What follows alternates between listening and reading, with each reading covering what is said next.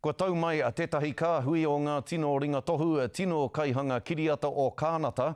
Pērā ia Gail Maurice o te iwi taketake o Kānata ki konei mo tētahi hui taumata ki ngā kaihanga kiriata o te ao Māori. Koe nei te tuatahi o nei hui kātū i a rua tau. Ko te rōpū Women in Film and Television o Aotearoa nei, te hunga e manaaki ana i te kaupapa. Ko tētahi o ngā whāinga mātuatua kia mahitahi ngā wāhine hanga kiriata o konei me Kānata ki te whakaputa kiriata. Anei rā te pūrongo a Moana Makapeluli. Karahui ngā pūkenga o te ao ringatohu kiriata.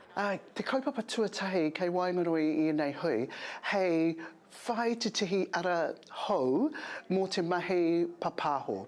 E toru te kau ngā ringatohu mana nui no Kānata. E huitahi ana ki te wherawhera i tētahi tiriti mahitahi ki ngā ringatohu kiriata o Aotearoa. Nui rawa atu ngā kōrero, nui oki te pauheringa mō te mahi kai kiriata. E māmai te toha pūtea me te hanga kiriata ngātahi anō hoki. Koina tētahi o ngā kaupapa matua o roto o te ao pāpāho nei, kia kite ai kei heawa tātou hononga he orite wā koutou whiako, he orite wā koutou wāriu. Ko tētahi o rātou ko te ringatohu nui o Kānata a Gail Maurice. He wahine e whakatairanga ana i tōna reo Cree no tōna hapori o Saskatchewan ki ana kiriata. I have a home.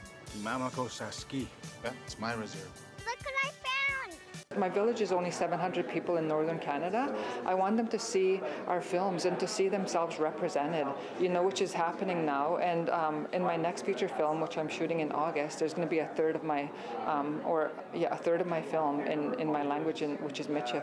Ara hoki tōna kiriata a Rosie, I e ke rawa ki te ahurei kiriata ki Toronto, I tōna pūrākau reorua e whakanui ana hoki I tōna hapori. So being here and meeting all these producers is so exciting because I want to create art. I want to create films and television that transforms people, transports people to our countries and shows them how similar we are. Koe nei te hui tuatahi o tōna momo. The movie industry is actually very strong and we just want to help it get back on its feet.